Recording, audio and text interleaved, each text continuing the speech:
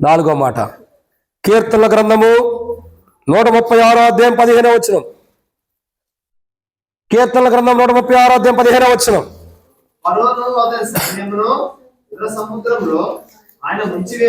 మొట్టమొదటిగా ఆ కృప, హృదయంలో కుమ్మరించబడిన కృపను, ఆ కృపతో కూడిన జీవాన్ని పోగొట్టుకుంటే ఏం జరుగుతుంది? ఐగుప్తికి వచ్చిన ఘోష, బాధ మన జీవితంలో వస్తుంది. 2, ఎర్ర సముద్రం చీల్చినట్లు ఏం చేశాడు? చీల్చినట్లు మన జీవితంలో దేవుని ఒకరు తెచ్చుకుంటాం. 3,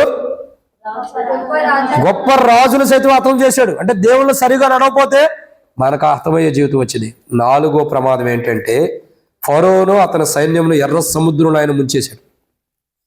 ఏడ ముంచాడు? ఎర్ర సముద్రంలో. ఒక రోజు దేవుని దృష్టిలో మనం సరిగా లేకపోతే, దేవుని దృష్టిలో కరెక్ట్గా వెళ్ళకపోతే, దేవుని దృష్టిలో కరెక్ట్ అయిన క్రైస్తవ జీవితాన్ని మనం జీవించకపోతే, ఇప్పుడు ఫరోను అతని సైన్యం ఎలాగో ఎర్ర సముద్రంలో ముంచాడో మనల్ని కూడా నరకంలో ముంచుతాడు. వాడు చెబుతా చూడండి, ఫరో సైన్యం క్షమించండి, ఎర్ర సముద్రం మునిగి దేవుని ద్వారా ముంచివేయబడిన తర్వాత పైకి లేసి వచ్చారా?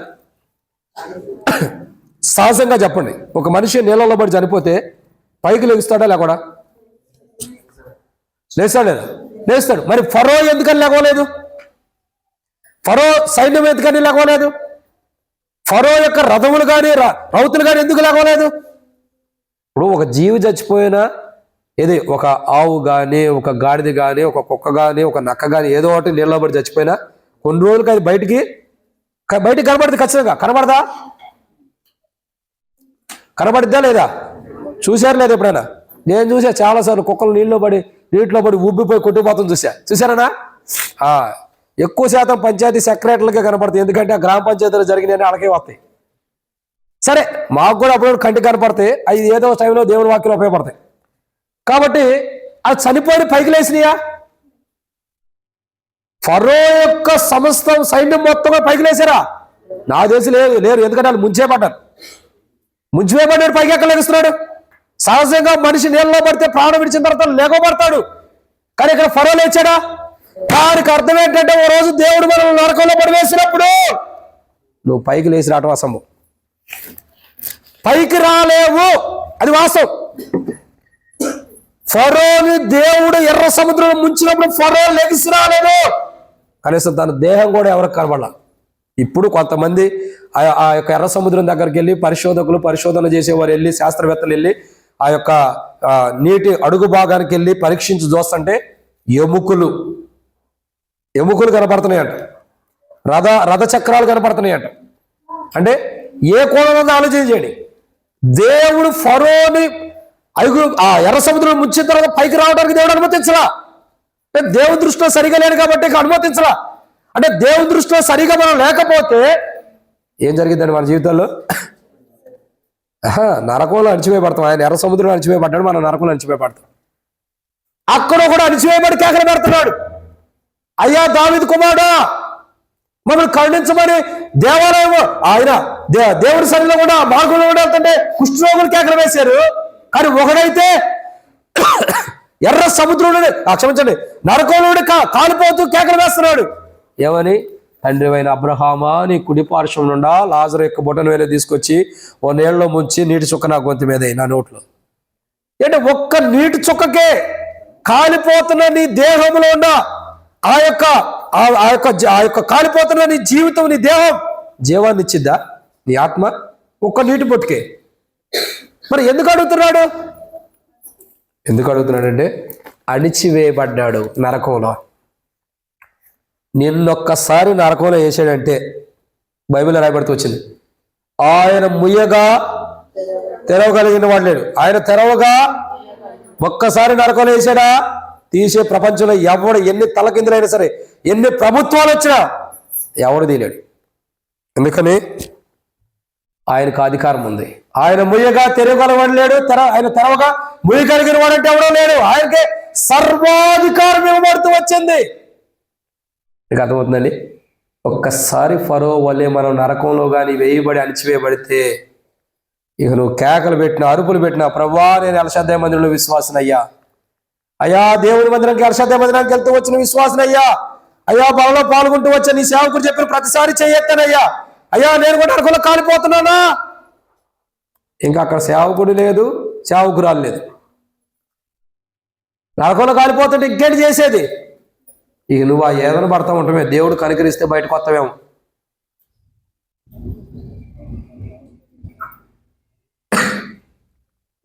కడు జాగ్రత్త.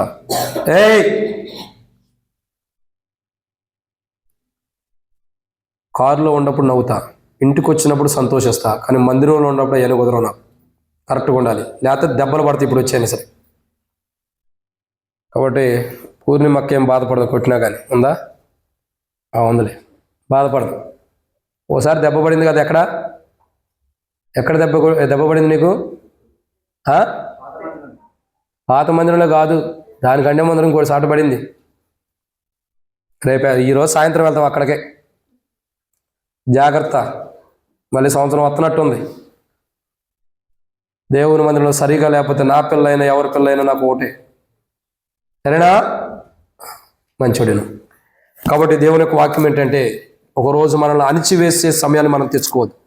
ఓ రోజు మనం అణిచివేయబడే స్థితి మనం తెచ్చుకోవద్దు, నష్టపోతాం.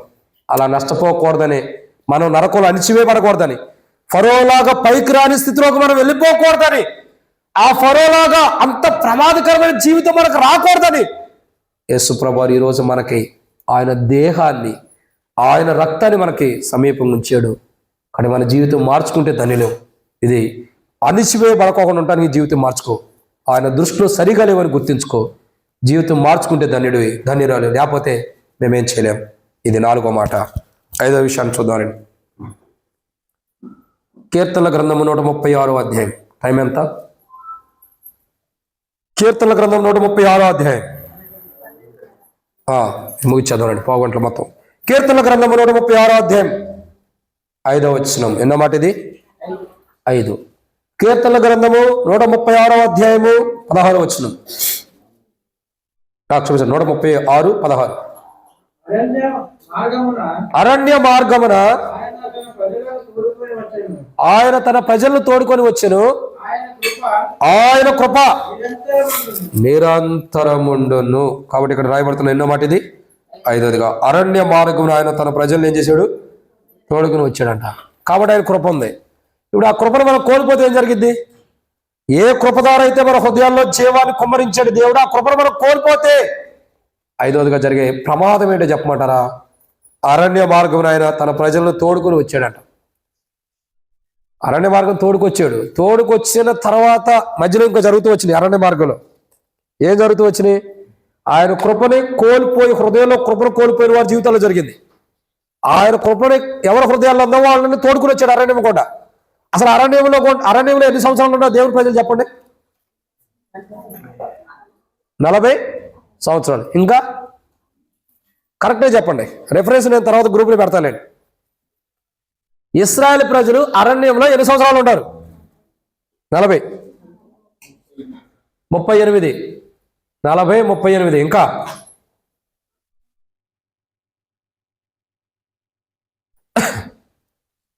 అంటే మీకు వాక్యం చాలా బాగా తెలుసు. నాకు తెలిసిన వాక్యం ఏంటంటే, కొద్దిగలో 45 సంవత్సరాలు దేవుడు నడిపాడు. నేను రెఫరెన్స్ పెడతాను మీకు తర్వాత గ్రూప్లో చూడండి. 45 సంవత్సరాలు యెహోషువ గ్రంథంలో రాయబడుతూ వచ్చింది. బహుశా నాకు గుర్తున్నంత వరకు ఈ 45 సంవత్సరం ప్రయాణంలో దేవుడు అరణ్యంలో మీ పితరులను నడిపించినప్పుడు అని యెహోషువ కూడా మాట్లాడుతున్న సందర్భాలు ఉంటాయి. యెహోషువ అనుకుంటా కానీ ఇక్కడ గమనించాల్సిన కోణం ఏంటంటే, దాని గురించి తర్వాత పాయింట్ ఉండేది. గమనించాల్సిన మాట ఏంటంటే, 4వ విషయం, 5వది అరణ్య మార్గమున ప్రజలు నడిపించాడు. కానీ ఆ కృపను కాపాడుకున్నవారు సజావుగా కానాల్లోకి వచ్చారు. ఆ కృపను నిరార్థకం చేసుకున్నవారు ఏమయ్యారు? కొందరు నా మాట అర్థమవుతుందో నాకు కొద్దిగా సరిది అయింది, అందుకని అర్థం కాకపోయినా అర్థమైనట్టే ఉండండి. కొందరు సర్పం చేత కాటు వేయబడి చచ్చిపోయారు. మరికొందరు భూమి నోరు తెరిచి మింగేసింది. మరికొందరు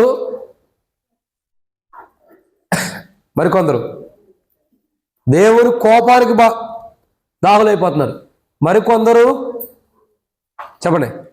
మరికొందరు ఆ నిర్గమాకాండము, లేవి కాండము, సంఖ్యాకాండము, ద్వితీయోపదేశ కాండం చదివితే నాకు ఈ బాధ ఉండదు. మీరు చదివితే ఆవిడే చాలా మంది చదవట్లా. అరాకొర ఏంటంటే వాళ్ళు ఏంటంటే దేవుని కొర, దేవుని రాజ్యం కొర సిద్ధపడేవాళ్ళే దేవుని వాక్యం చదువుతున్నారు. మిగతా వాళ్ళు చదవట్లా. చదవాలి. కాబట్టి గమనించాల్సిన కోణం ఏంటంటే ప్రజలు చాలామంది అరణ్యంలోకి వచ్చారు. కొందరు కొన్ని పర్యాయములతో వారు ఈ లోకాన్ని విడిచిపెట్టి వెళ్ళిపోయారు. ఏమయ్యారు? ఏంది నీకు ఇదే చివరిసారి కొడతా, ఈసారి ఖచ్చితంగా. శ్యామన్న ఏమన్నా, పూర్ణిమక్క ఏమన్నా, మీ నాయన ఏమన్నా నేను పట్టించుకోను. ఏమక్క వదిలేయమంటావా? భయం కాదు, దెబ్బ పడిద్ది భయం చెప్పమంటే. ఓకే, అయితే ఫుల్ అధికారం వచ్చేసింది ఉండిద్ది మీకు. కాబట్టి ఎన్నో మాట ఇది? 5వదిగా అరణ్యంలో చాలా మంది ప్రజలు నాశనం అయిపోతూ వచ్చారు. కొందరు దేవునికి విరోధంగా తిరిగిన వారు కొందరుంటే మోషేకి, దేవుని ప్రజలకి, మరికొందరు దేవుని మాటను వినని వారు, తిరుగుబాటు చేసిన వారు కొంతమంది ఉన్నారు. చాలా మంది చాలా కోణాల్లో సర్పం చేత కాటు వేయబడి కొంతమంది చచ్చిపోయారు. కొంతమంది భూమి నోరు తెరిచి మింగిన వారు కొంతమంది ఉన్నారు. కొంతమంది వారి జీవితంలో దేవునికి విరోధం ఉండటం ద్వారా నష్టమైన వారు కొంతమంది ఉన్నారు. 6 లక్షల మందిలో 2 తప్పక 5,99,998 మంది ఎక్కడుండారు? అరణ్యంలో ఉండారు, కానాల్లో లేరు. ఎంతమంది బయటకు వచ్చారు? కాలు బలము. ఏ ఊళ్ళో చదువుతున్నారు అక్క బైబిల్? ఏ బైబిల్ రాసింది? ఏ ఊళ్ళో కాదు. ఎక్కడ వాక్యం ఉన్నారో కూడా అర్థం కావట్లేదు. ఎంతమంది కాలు బలం ఐగుప్తు నుంచి బయటకు వచ్చారు? నేను పోయినాడు గురించి అవట్లేదు అక్క. బయటికి ఎంతమంది వచ్చారు ఐగుప్తు నుండి? 4. ఇంకా 400 మంది. ఇంకా వదిలే, రాను రాజుగారి గుర్రం గాడిదైందంట. నేనే చెబుతానండి. 6 లక్షల మంది కాలు బలం బయటకు వచ్చారు. ఎంతమంది కాలంలోకి వెళ్ళారు? 6 లక్షల మంది కాలు బలంలో 2, యెహోషువ, కాలేబు, వాళ్ళు కూడా వచ్చారు కాబట్టి వాళ్ళు వెళ్ళారు. మిగతా 5,99,998 మంది ఎక్కడికి వెళ్ళారు?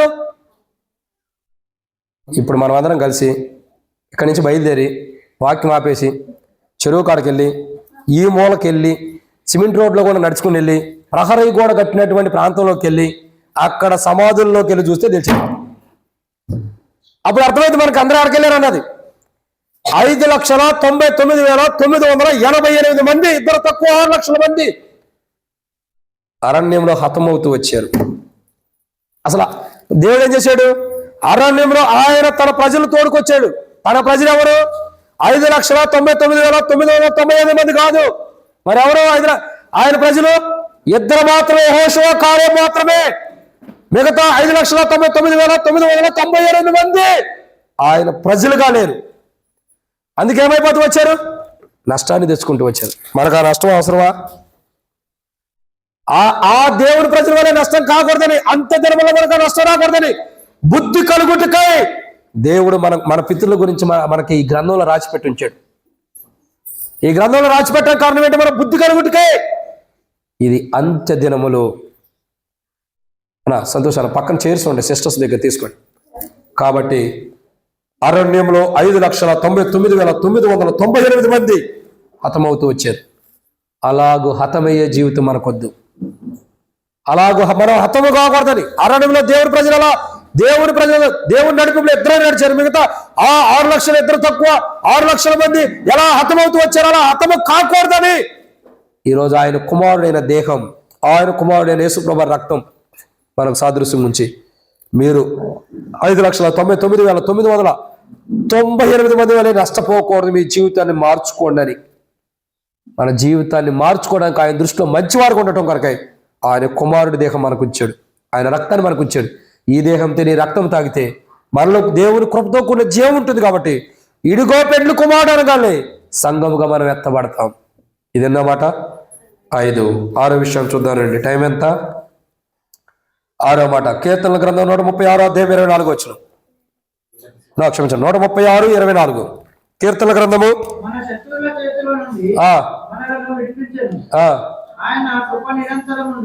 చాలండి. కాబట్టి ఇక్కడ రాయబడిన మాట ఏంటండి?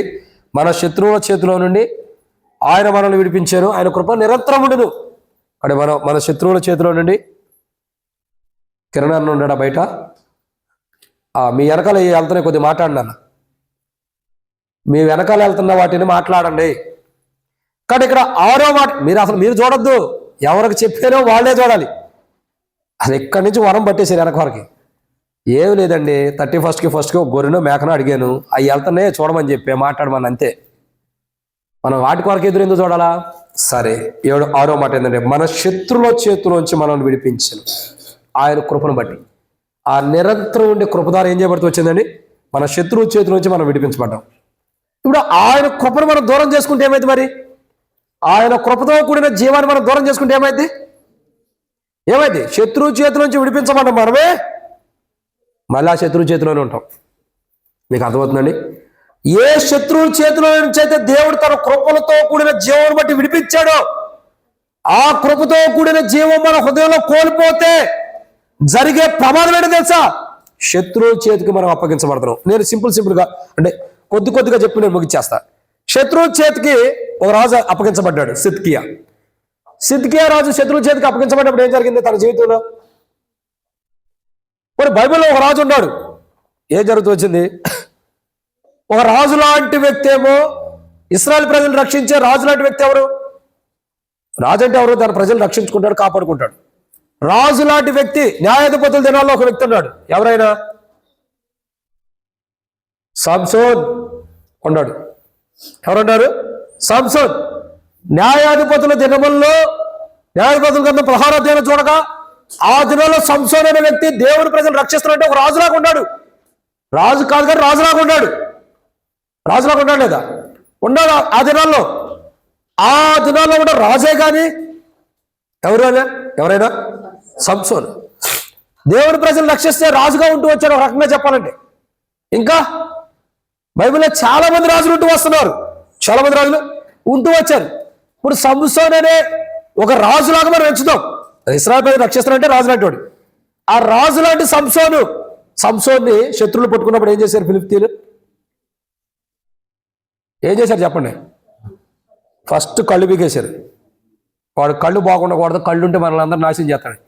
2, సంసోను పట్టుకొని ఒక తిరగట లాంటి దాన్ని తీసుకెళ్ళి దాన్ని కట్టేసి నూనె బయటకు వచ్చేటట్టు, ఇప్పుడు మనం ఆవులను కానీ గేదెలను కానీ కట్టేసి నూనె తీస్తారు చూసారా? ఆ పెద్దది రోల్ లాంటిది ఉండేది, అలాంటి గాడుగా అలాంటి దానికి కట్టేసేసి తిరగరాని తిప్పుతున్నారు. తిరగకపోతే కొడుతున్నారేమో. ఓ రాజు లాంటి వాడు ఎంతగా శిక్షించబడుతున్నాడు. ఇంకా సిద్కియా అనే రాజు అనుకుంటా శత్రువు చేతికి అప్పగించబడినప్పుడు కళ్ళు పీకేశారు. ఇంకా ఇంకో రాజు ఉన్నాడు, తను పట్టుబడినప్పుడు తన కుమారులు తన కళ్ళ ఎదుటే చెప్పారంట. ఇట్లా చూసుకుంటే అయితే ఎంత శిక్షించబడుతుందో తెలుసా? శత్రువు చేతికి అప్పగించబడినప్పుడు ఎంత దారుణమైన శిక్ష. ఆ శిక్ష రాకూడదంటే ఏం చేయాలి తెలుసా? బైబిల్లో రాయబడిన మాట ఏంది? నీవు నీ కుడికను నేను అభ్యంతరపరిచిన దాన్ని పెరుగు వేసుకుని నువ్వు దేవుని రాజ్యానికి వెళ్ళమన్నాడు. అంటే అర్థం ఏంటి?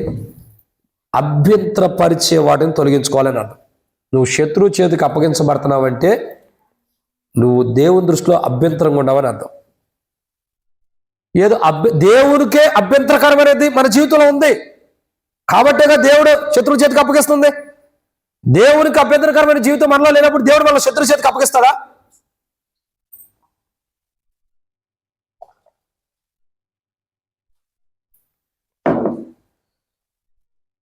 కాబట్టి మన జీవితాలు ఏంటంటే దేవుని చేతికి కాదు, క్షమించండి, శత్రువు చేతుల్లోంచే దేవుడు మనల్ని విడిపించాడు. మరలా శత్రువు చేతులకు మనం వెళ్ళకూడదు. వెళ్తే ఏమైంది? భయంకరమైన కీడు జరిగింది, భయంకరమైన నష్టం ఉండింది. చూడు, కళ్ళు బీగేస్తున్నాడు, తన ఎదుటి తన పిల్లలను చంపేస్తున్నారు, ఇంకా దారుణంగా శిక్షిస్తూ ఆ నూనె గాను కట్టేసి తిరగమని తిప్పుతూ వస్తున్నారు. సంసోన్ ఏం చేశాడు? చివరికి ఒక దేవాలయం ఉంటే, ఒక సభ లాంటిది ఉంటే దాని మధ్యలోకి వెళ్ళిపోయి ఆ 2 దీపస్తంభాలు 2 స్తంభాల మధ్య నుంచుని తన ప్రాణాన్ని పోగొట్టుకున్నాడు.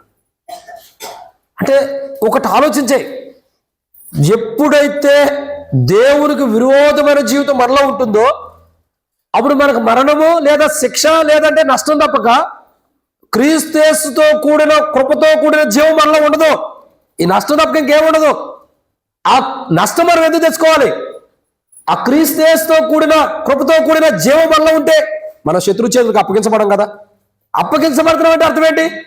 దేవుని యొక్క కృపతో కూడిన జీవాన్ని మన హృదయంలో పోగొట్టుకున్నాం, అందుకని మన శత్రువు చేతికి అప్పగించబడతాం. కానీ ఇక్కడ కూడా మాట, దేవుని కొరకు నిరంతరం ఉండును, ఆయన మన శత్రువుల చేతిలో నుండి మనల్ని విడిపించాను. మరి మనం శత్రువు చేతిలోకి ఎందుకు పంపిస్తున్నాడు? ఆయన నిరంతరం ఉండి ఆ కృపను మనం పోగొట్టుకున్నాం కాబట్టి. ఈరోజు ఆ కృపను పోగొట్టుకున్న స్థితిలో ఉంటే నష్టపోతాం. ఇదన్నమాట. 6, 7 విషయం చూద్దారండి. కీర్తనల గ్రంథము 136 అధ్యాయం 21 వచనం. ఆయన వారి దేశమును మనకు శాస్త్రముగా అప్పగించను. ఆయన కృప నిరంతరముండును. తన సేవకుడైన ఇశ్రాయేలులకు దానిని సాక్ష్యముగా అప్పగించెను. ఆయన కృప నిరంతరము. స్లాబ్స్ 136:21. కాబట్టి ఇక్కడ మనం చూస్తున్నటువంటి మాట 7వదిగా, ఆయన కృప ద్వారా వచ్చిన జీవం మన హృదయంలో ఉండాలి. అది కోల్పోతే మన జరిగే ప్రమాదం ఏంటంటే, ఆయన వారి దేశమును మనకు స్వాస్థ్యముగా అప్పగించను, ఆయన కృప నిరంతరముండును, తన సేవకుడైన ఇశ్రాయేలుకు దాన్ని స్వాస్థ్యముగా అప్పగించను, ఆయన కృప నిరంతరం ఉండే కృపతో కూడిన జీవం మనలో ఉంటే ఆయన మనకిచ్చే స్వాస్థ్యాన్ని మనం పొందుకుంటాం. ఇప్పుడు కాలేబు, యెహోషువ, ఎవరు? కాలేబు, యెహోషువ, వీళ్ళిద్దరిలో ఏముంది? కృపతో కూడిన దేవుని యొక్క జీవం ఉంది కాబట్టి వాళ్ళు కానానులో ప్రవేశించి దేవుడు వారికి ఇవ్వాలనుకున్న స్వాస్థ్యాన్ని వాళ్ళు పొందుకుంటూ వచ్చారు. ఆ కృపతో కూడిన జీవం ఎవరికి లేదు? 5,99,999 మందికి లేదు. కానీ వాళ్ళు స్వాస్థ్యాన్ని పొందుకోగలుగుతూ వచ్చారా? ఇప్పుడు ఐగుప్తుల నుండి బయలుదేరిన కాలుబలం 6 లక్షల మంది వచ్చి, ఏ ఐగుప్తుల నుండి అయితే బయలుదేరిన కాలుబలం 6 లక్షల మంది వచ్చి వాళ్ళందరూ కలిపి కానాన్ని స్వాతంత్రించుకోగలుగుతూ వచ్చారా? సంపాదించుకోగలుగుతూ వచ్చారా? కానాన్ని పొందుకోగలుగుతూ వచ్చారా? లేదే. వాటిని సంపాదించుకోగలుగుతూ వచ్చారా? లేదు. ఎందుకంటే వారు ఆ స్వాస్థ్యమును పొందటానికి వారికి అవసరమైన దేవుని కృపతో కూడిన జీవం వారి హృదయాల్లో లేదు. అర్హత లేదు వాళ్ళకి. ఆ అర్హతను కోల్పోయారు. ఈరోజు ప్రభు వాళ్ళ దగ్గరికి వచ్చిన మనం, ప్రభు వల్ల చేయబోతున్నాం, మనం ప్రభు వల్ల మనం పాల్గొనబోతున్నాం. మన జీవితాల్లో దేవుడి కృపతో కూడిన జీవమును మన హృదయాల్లో పోగొట్టుకుంటే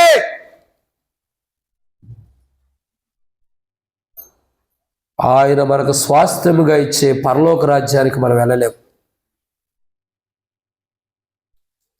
పాడుకుంటూ వస్తాం. పరలోకము నా దేశము, నేను పరవాసిని, ఎప్పుడు వెళ్తాను, అంతే కదా. కానీ మనం ఎదురు చూస్తున్నాం పరలోక రాజ్యాన్ని మనం స్వాస్థ్యంగా పొందాలని. అసలు దేవుడు నీకు ఇవ్వబోతుంటే నువ్వేలేం పొందుతా? ఆ స్వాస్థ్యముగా ఇచ్చే పరలోక రాజ్యాన్ని పొందుకోవాలంటే అర్హత ఉండాలి, ఆ యోగ్యత ఉండాలి, ఆ ధన్యత ఉండాలి. ఆయన స్వాస్థ్యంతో కూడిన పరలోక రాజ్యాన్ని ఇవ్వకపోవడం కారణం ఏంటంటే కృపతో కూడిన జీవం మన హృదయాల్లో లేదు. ఇప్పుడు మన హృదయాల్లో కృపతో కూడిన జీవం లేదంటే అర్థం ఏంటి? దేవుడు ఒక మాట మాట్లాడతాడు దేవుడు బైబిల్లో, తమ హృదయాలు నా దగ్గర నుండి తొలగిపోయినవి అని మాట్లాడతాడు. అంటే దేవుని దగ్గర నుంచి మన హృదయం తొలగిపోవటం ద్వారా దేవుని యొక్క కృపతో కూడిన జీవం కలిగిన మనం, ఆ దేవుని కృపతో కూడిన జీవం ఉండటం ద్వారా ఏదైతే దేవుడు స్వాస్థ్యాన్ని ఇస్తున్నాడో ఆ స్వాస్థ్యాన్ని పోగొట్టుకుంటాం. అర్థమవుతుందండి? మన హృదయం దేవుళ్ళ నుండి తొలగిపోవడం ద్వారా ఏం జరుగుతుంది? కృపతో కూడిన కృప ద్వారా ఇవ్వబడిన జీవం ద్వారా ఇవ్వబడుతున్న స్వాస్థ్యాన్ని మనం పోగొట్టుకుంటున్నాం. అర్థమవుతుందండి? ఆ స్వాస్థ్యాన్ని మనం పోగొట్టుకుంటున్నాం. ఒకసారి ఆలోచించు. చిన్న వాటికి, అతి అల్పమైన వాటి కొరకు క్రీస్తులో ఇవ్వబడుతున్న స్వాస్థ్యాన్ని పోగొట్టుకుంటున్నాం. ఒక అబద్ధం ఆడొద్దు అంటాం. చిన్న అబద్ధమైన పెద్దదైనా ఒక అబద్ధం ద్వారా ఏమవుతుంది? క్రీస్తుతో కూడా జీవాన్ని పోగొట్టుకుంటాం. అవునా? పోగొట్టుకున్నారు. ఇదా ఒక మోసం, ఒక దొంగతనం, ఒక పాపం. చిన్నదే అనుకోండి, చిన్నదే. మన దృష్టిలో మనం ఏమంటాం? ఆ చిన్నదే కదా చేసింది అంటాం. చాలా చిన్నదే అనుకో. ఒక చిన్న దాని ద్వారా, ఒక చిన్న పాపం ద్వారా గొప్ప స్వాస్థ్యాన్ని మనం పోగొట్టుకుంటున్నాం.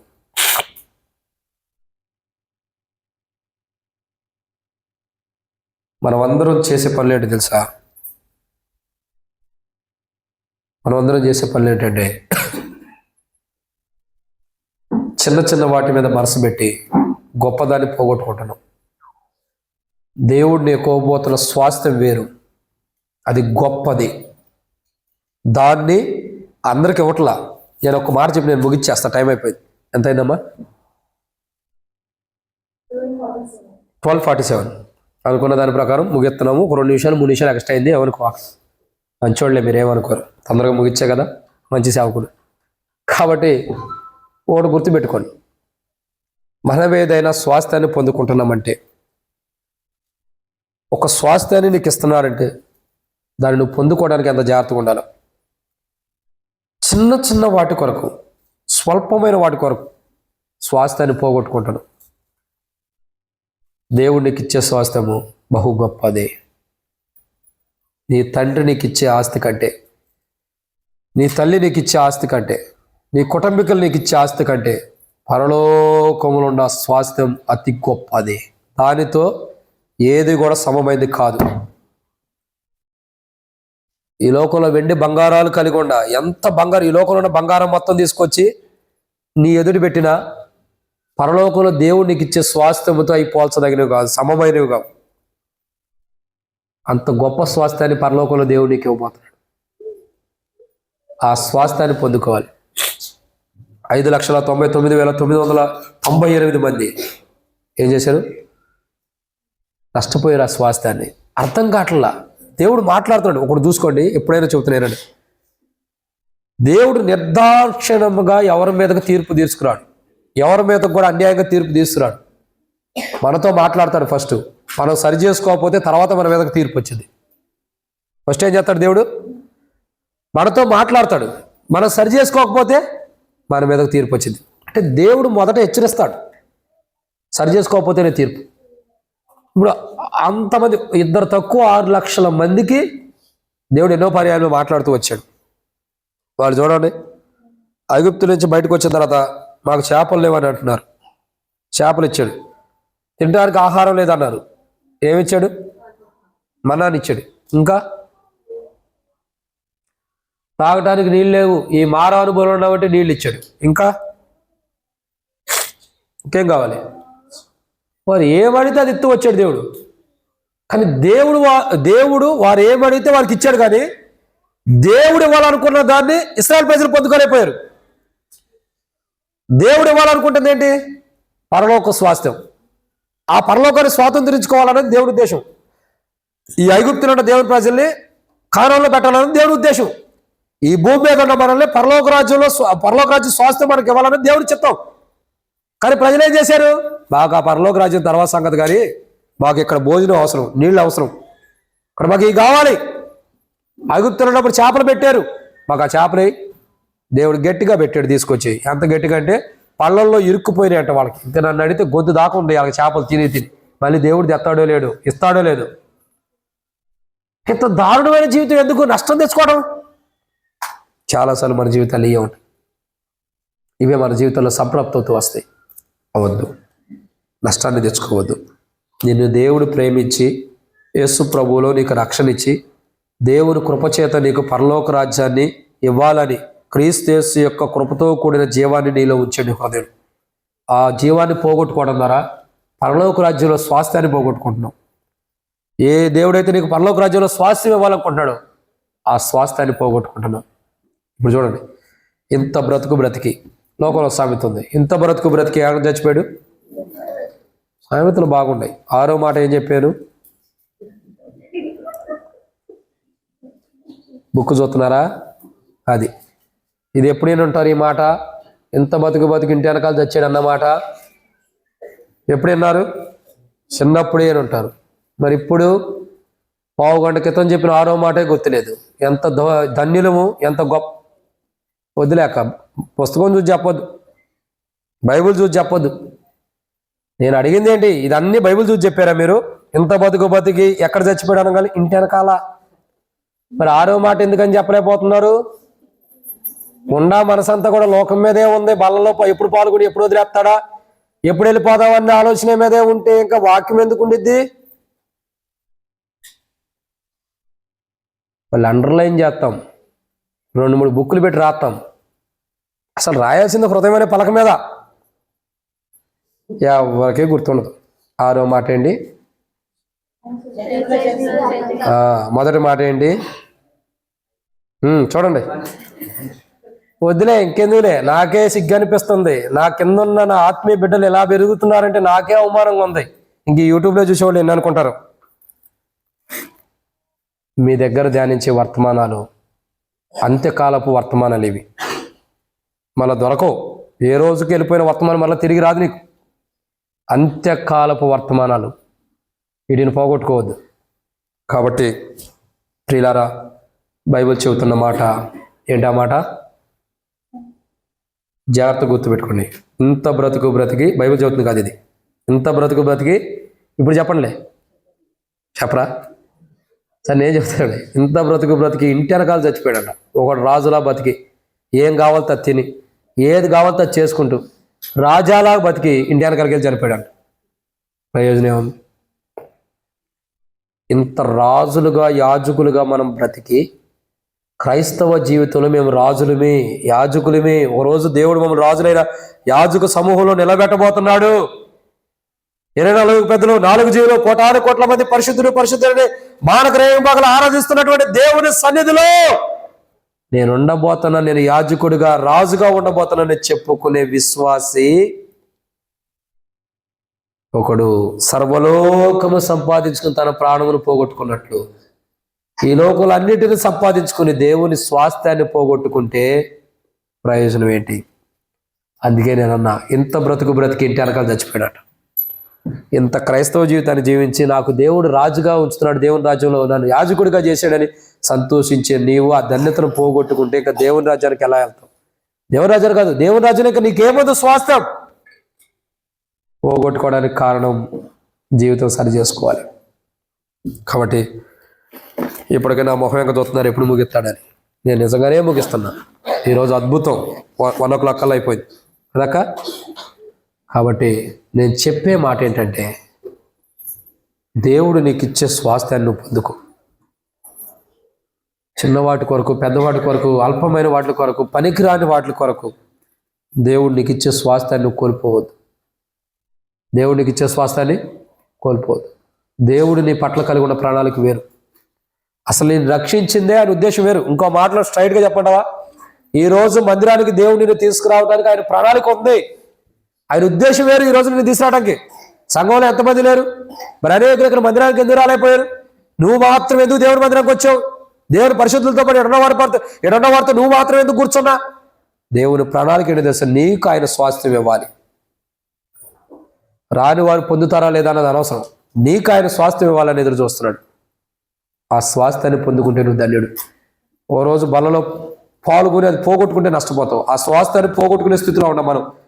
తిరిగి క్రీస్తు యేసు యొక్క కృపతో కూడిన జీవం మన హృదయంలోకి వచ్చి ఆ స్వాస్థ్యాన్ని కోల్పోతున్న మనం తిరిగి పొందుకోవడం కొరకై ఆ దేహం, ఆ రక్తం మన కొరకే మధ్యలో సమీపం ఉంచబడి ఈ రక్తంలో, ఈ దేహం తిని ఈ రక్తంలో పాల్గొన్న వారే క్రీస్తు యేసు యొక్క కృపతో కూడిన జీవం కలిగిన వారిపై అడుగో పెండ్లి కుమారుడు అనగానే కడబోరం రోగటంతో మనం అందరం కనురెప్పపాట్లు ఎత్తబడతాం. సో అలా సంఘం ఎత్తబడాలి. అలా ఎత్తబడిద్ది. ఎవరు ఎత్తబడుతున్నారు సంఘముగా? మొట్టమొదటిగా ఎవరు? మరణం కాని నిద్రలో ఉండేవారు ఎత్తబడుతున్నారు. రెండోదిగా సజీవులే కాని క్రీస్తు యేసు యొక్క జీవం కలిగిన వారు. ఇప్పుడు 12వ వారం ఇది. సజీవులే కాని క్రీస్తు యేసు యొక్క జీవం కలిగిన వారు ఎత్తబడతారు.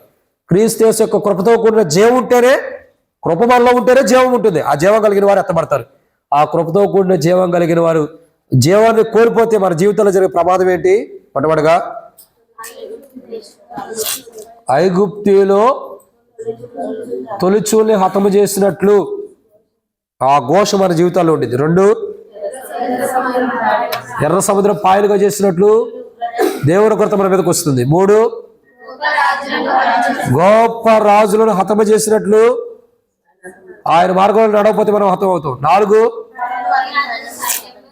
ఫరోను ఆయన సైన్యం ఎర్ర సముద్రం ఎలా ముంచివేసాడో అలా నరకంలో ముంచివేయబడతాం. 5, అరణ్యంలో ప్రజలు ఎలా నాశనం అవుతూ వచ్చారో, నష్టాన్ని తెచ్చుకున్నారో అలా నష్టం తెచ్చుకుంటాం. 6, శత్రువు చేతి నుంచి ఎలా విడిపించాడో అలా అప్పగిస్తున్నాడు. కానీ మనం కూడా దేవుని కృప మన హృదయంలో నింపబడిన దేవుని కృపతో కూడా జీవాన్ని వ్యర్థం చేసుకుంటే శత్రువుల చేతికి అప్పగించబడతాం. 6 దేవుడిచ్చే స్వాస్థ్యాన్ని కోల్పోతాం. మన హృదయాల్లో ఉన్న దేవుని కృపతో కూడిన జీవాన్ని మనం కోల్పోతే దేవుడిచ్చే పరలోక రాజ్య స్వాస్థ్యాన్ని కోల్పోతాం. అసలు ఇవన్నీ కోల్పోయినాడు, ఇవన్నీ నష్టపోయినాడు, వారిలో జీవం ఉండదు కాబట్టి అడుగో పెండ్లి కుమారుడు అన్నప్పుడు ఎత్తబడ్డం అంటే పరలోక రాజ్యానికి వెళ్ళడు. కాబట్టి ఆ పరలోక రాజ్యానికి మనం సంఘంగా ఎత్తబడాలి. మహిమ గల సంఘంగా ఎత్తబడాలంటే మనం దేవుని ఉగ్రతను తెచ్చుకోకూడదు. కోశం మనలో ఆ బాధ ఉండకూడదు, ఉగ్రతను తెచ్చుకోకూడదు, ఆ నాశనాన్ని మనం తెచ్చుకోకూడదు, ఆ వేదన మనం తెచ్చుకోకూడదు, ఆ నరకాన్ని మనం తెచ్చుకోకూడదు. అందుకు ఏం చేయాలా? ఆ నష్టాలు తెచ్చుకునే మనం సమీపంగా నష్టాన్ని తెచ్చుకోవడానికి సమీపంగా ఉన్నాం. కాబట్టి ఇప్పటికైనా మన జీవితాన్ని దేవుడు మార్చి మరలా ఒక అవకాశం ఇచ్చి మన ప్రభు యేసు ప్రభువు మన జీవితాన్ని మార్చడం కొరకై ఒక అవకాశం ఇస్తున్నాడు. అదే ఆయన దేహం, ఆయన రక్తంలో మనం పాల్గొంటాం. ఆ దేహం ఆ రక్తంగా దగ్గరకు వచ్చి ప్రభా నేను ఇలా తప్పు చేశానని మరలా మనం సరి చేసుకుని పలుమార్లు ఆరాధన చూస్తే వచ్చాం, అనేక మార్లు వారు ఏం చేశారు? విడిపిస్తూ వచ్చాడంట. అలా ప్రభు మనల్ని కూడా ఈరోజు మనం ఉన్న బలహీనత నుండి విడిపించి ఏ క్రీస్తు యేసు యొక్క కృపతో కూడిన కృప ద్వారా ఏ జీవం అయితే మనకి ఇవ్వబడింది దాన్ని పోగొట్టుకున్నాం. కాబట్టి ఆ కృప ద్వారా మరలా జీవం మనం పొందుకున్న వారమే, సంఘంగా మనం ఎత్తబడేవారుగా ఉండాలని ప్రభు ఆశ. ఒకవేళ ఆ జీవాన్ని కోల్పోతే నష్టపోతాం. కానీ దేవుళ్ళో మన మార్గం ఎలా ఉంది, దేవుని దృష్టి ఎలా ఉండవు, దేవుళ్ళు ఎలా జీవిస్తున్నాం మనం ప్రశ్నించుకునే వారమే. సంఘముగా నువ్వు ఎత్తబడాలి, నీకు ఇవ్వబోతున్న స్వాస్థ్యాన్ని నువ్వు పొందుకోవాలి. ఆ స్వాస్థ్యాన్ని పోగొట్టుకునేటట్టుంటే ప్రభు వాళ్ళ దగ్గరకు వచ్చి సరి చేసుకుని ఈ దేహం ఈ రక్తం ఆ స్వాస్థ్యాన్ని పోగొట్టుకోకుండా తిరిగి ఇవ్వటానికి కొరకై నల్లగొట్టబడిన ఈ శరీరం మనకి ఇవ్వబడింది. ఈ శరీరంలో పాల్గొనడం కొరకై మన జీవితాన్ని మనం సరి చేసుకుందాం. ప్రార్థన. ప్రేమ కలిగిన పరలోకపు తండ్రి, పరిశుద్ధుడైన దేవ, ప్రభువైన యేసుక్రీస్తు ప్రభువారి యొక్క పరిశుద్ధమైన నామమును బట్టి వందనాలు. మీ దేహం ఈ రక్తం మా కొరకై కొట్టబడింది ప్రభు. అయితే ఏ జీవం క్రీస్తు యేసు యొక్క కృప ద్వారా ఇవ్వబడిన జీవాన్ని మేము కోల్పోయాం. కృప ద్వారా ఇవ్వబడిన జీవాన్ని మేము కోల్పోయిన వారికి ఉన్నాం. కృపను బట్టే మాలో జీవం ఉంది. ఆ జీవాన్ని మేము కోల్పోయాం. ఆ జీవాన్ని కోల్పోయి మేము సజీవులు కూడా ఓ రోజు నరకానికి వెళ్తాం తప్ప పరలోక రాజ్యానికి వెళ్ళలేము. ప్రభా ఏ కృప ద్వారా ఇవ్వబడిన జీవాన్ని మేము కోల్పోయామో మరలా తిరిగి ఆ కృప ద్వారా ఇవ్వబడిన జీవాన్ని మేము పొందుకోవడం కొరకు మీ దేహం మీ రక్తం చెందించబడింది. దేవా మేము కోల్పోయా, ఆ కృప ద్వారా ఇవ్వబడిన జీవాన్ని కోల్పోయి ఈరోజు నేను ఎత్తబడే సంఘముగా ఆ ధన్యతను కోల్పోయా. క్షమించి ఏ ధన్యత నేను కోల్పోయాను తిరిగి ఆ ధన్యతను క్రీస్తు యేసులో నాకు అనుగ్రహించమని యేసు ప్రభు నామమున ప్రార్థిస్తున్నాను తండ్రి. ఆమేన్. ఇట్లాగే ప్రార్థన చేసుకుందాం. ఎవరు కూడా అటు ఇటు చూడదు, అటు ఇటు దిక్కులు చూడదు. మన జీవితాలు మనం పరీక్షించుకున్న వారమై ప్రభు వల్ల యోగ్యులుగా మనం పాల్గొన్నట్లు దేవుని యొక్క మహాకృప మనందరికీ తోడుగా ఉండటం కొరకై ప్రార్థన చేసుకుంటూ మనలో పాల్గొనే మనం ఏ ధన్యతనైతే మనం పోగొట్టుకుంటున్నామో మరలా తిరిగి ఇవ్వడానికి ప్రభు ఇష్టపడుతున్నాడు.